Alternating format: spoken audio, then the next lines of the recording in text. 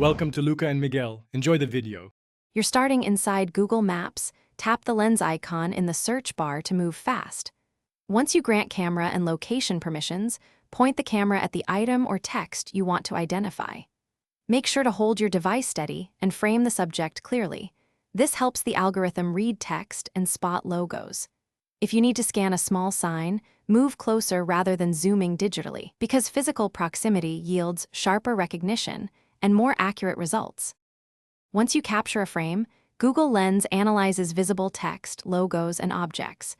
You'll see tappable suggestions like Translate, Copy Text, or Search. Select Translate to read foreign menus, or Copy Text to paste addresses or phone numbers into maps or your notes. This saves typing.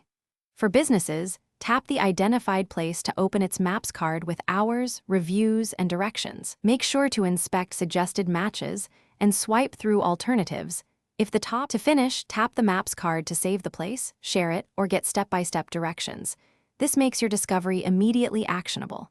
If Lens misreads text, use the copy feature to manually correct and search, or fall back to typing the query into Maps. One key troubleshooting tip: if Lens won't open or returns poor results, verify camera and location permissions, update Google Maps to the latest version, and clear the app cache. After that, restart the app and try scanning again.